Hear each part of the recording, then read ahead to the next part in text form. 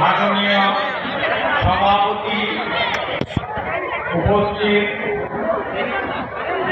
বিদায়ী শিক্ষক মহোদয়গণ, উপস্থিত উপজেলা হইতে আগত কর্মকর্তাবৃন্দ, উপস্থিত উপজেলা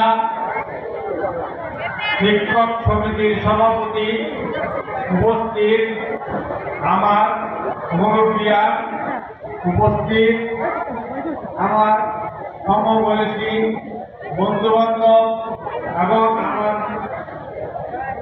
চেনা জানা অনেকে আছেন যাদের নাম বললে অনেক সময় লাগবে, সুতরাং সবাইকে অ্যাড্রেস করতে পারলাম না বলে আমি দুঃখিত। আমার সামনে উপস্থিত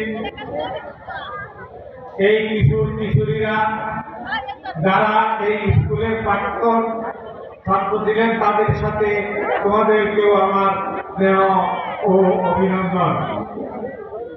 আজকে এই আয়োজনে এবং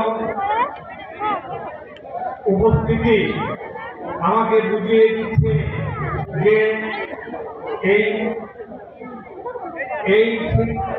যে শিক্ষক মহোদয় দুইজন আজকে রিটায়ার করছে, বিশ্রামে চলে যাচ্ছে, তারা কত জনপ্রিয় ছিল, কত ছাত্র বান্ধব ছিল, কত ছাত্রী বান্ধব ছিল। আজকে এই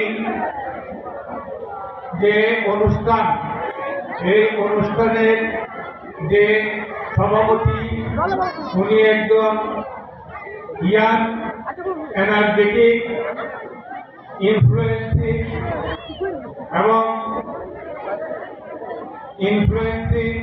এমনকি খুব ভালো মোটিভেটর। উনি ভালো একজন অর্গানাইজার, উনি একজন ভালো সংগঠক। তাই আজকের এই সফল অনুষ্ঠান অনুষ্ঠিত হতে যাচ্ছে। যাই হোক, মাননীয় এবং সম্মানিত শিক্ষক মহোদয়, যারা আজকে যাদেরকে ফেয়ারওয়েল দেওয়া হচ্ছে, তাদের কথা আপনারা আজীবন মনে রাখবেন এই কামনা করি। আপনারা যে শিক্ষক দুজন আজকে রিটায়ার করছেন, তারা যে আলোক বিতরণ করে দিয়ে গেছেন, এবং এই এলাকাকে শিক্ষায় আলোকিত করেছেন, এটা আমরা চিরজীবন মনে রাখবো এবং ইহা বংশ পরম্পরায় আমরা ইহাকে লালন করব। তাই আমাকে বলতে হচ্ছে, রিক্ত আমি, নিঃস্ব আমি, দেওয়ার কিছু নাই, দিতে পারি এতটুকু ভালোবাসা, গ্রহণ করো তাই। এই হইল এই এলাকাবাসী যারা এখানে উপস্থিত আছেন, ইহাতে ওনাদের মনের কথা। সুতরাং আপনাদের সন্তুষ্টির জন্য আমরা এমন কিছু করতে পারবো না যা আপনারা এই এলাকাবাসীকে দিয়েছেন। তাই বলতে হয়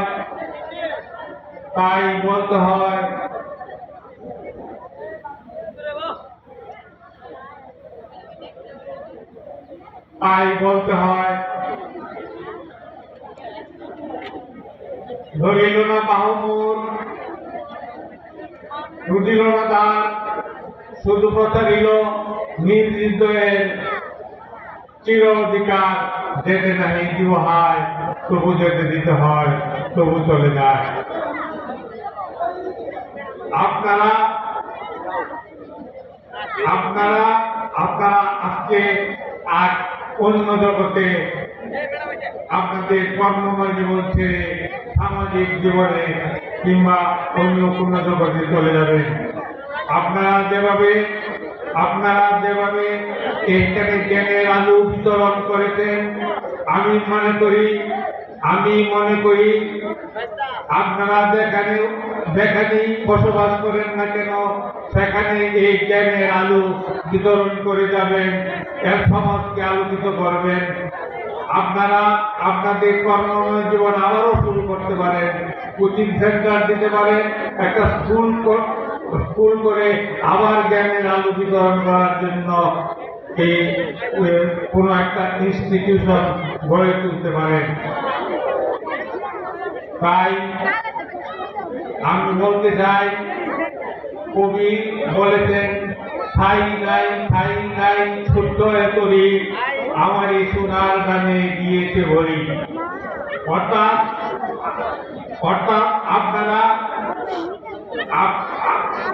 আপনারা যে জ্ঞানের আলো বিতরণ করেছেন, যেভাবে চরিত্রবান হওয়ার জন্য উপদেশ দিয়েছেন, সেভাবে আপনারা আপনাদের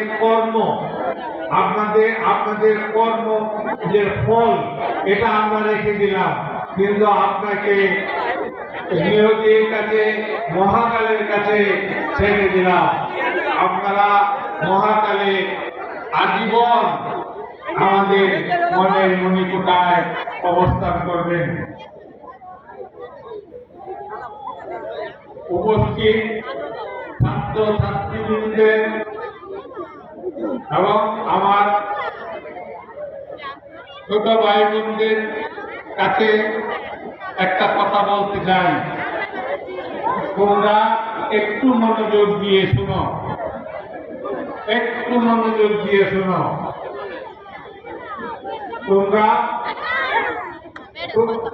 তোমরা কয়েকটা জিনিস মনে রাখবা: সততা, অধ্যবসায়, সহমর্মিতা এবং ধৈর্য। এই সততা তোমরা ধরে যদি রাখতে পারো, তোমরা তো জানো হযরত মুহাম্মদ সাল্লাল্লাহু আলাইহি ওয়াসাল্লাম এই সততা দিয়ে সারা আরব জয় করেছিলেন। তোমরা এই সততা ধরে রাখবে। অধ্যবসায় অর্থাৎ চেষ্টা এবং তদবির, এই অধ্যবসায় তোমরা ধরে রাখবে। আর ধৈর্য সহকারে তোমরা লেখাপড়া করবে। একবার না পারিলে দেখো শতবার, এই কথাটা তোমরা মনে রাখবে। আর আরেকটা কথা তোমাদেরকে আমি বলতে চাই, তোমরা সমবায়ী হবে, একে অপরকে সাহায্য করার কথা সবসময় মনে রাখবে। সবসময় একে অপরকে সাহায্য করবে, কারণ তুমি একা বড় লোক হলে, একা বড় হলে কিন্তু হবে না। তোমাদেরকে তোমার বন্ধু বান্ধব আত্মীয় স্বজনকে সাথে নিয়ে বড় হতে হবে। এইভাবে একটা গল্প বলে আমি শেষ করতে চাই। গল্পটা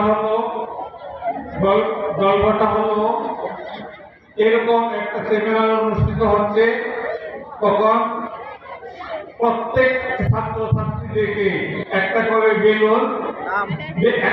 বেলুন দিয়ে দিল। পরে এই বেলুন সবাই হাতে নিয়ে এসে দাঁড়িয়ে শিখে বসলো। তখন স্যার বললেন যে তোমরা বেলুন দিলে তোমাদের নিজ নাম রেখে নিজের নাম লিখে বেলুন দিয়ে ছেড়ে দাও। সবাই বেলুন দিয়ে এক জায়গায় রাখলো। এরপর স্বেচ্ছাসেবকরা এসে এই বেলুনগুলিকে একটু উলট পালট করে দিল। তারপর বললো তোমাদের যার দিয়ে বেলুন তোমরা ওইখান থেকে বাহির করো। কিন্তু 10 দিনই চেষ্টা করে কেউ বেলুন বাহির করতে পারলো না। তখন স্যার বললেন যে তোমরা একটা বেলুন নাও, যার নাম লেখা আছে তাকে এটা দিয়ে দেও। তখন যে যার সামনে যে বেলুন বসে সেই বেলুন হাতে দিয়ে তার নামটা লিখে তার কাছে দিয়ে দিতেছে। এবার দেখা গেল 2 মিনিটের মধ্যে তার বিরুদ্ধে সে খুঁজে পেয়েছে। আচ্ছা, এই সমাপ্ত করবো। এখন আমার কথা হলো তোমরা সমবায়ী হবে, একে অপরকে সাহায্য করবে, শিক্ষক পিতা মাতাকে সম্মান করবে। এই হলো তোমাদের প্রতি আমার একটা অনুরোধ। আর গার্জিয়ান যারা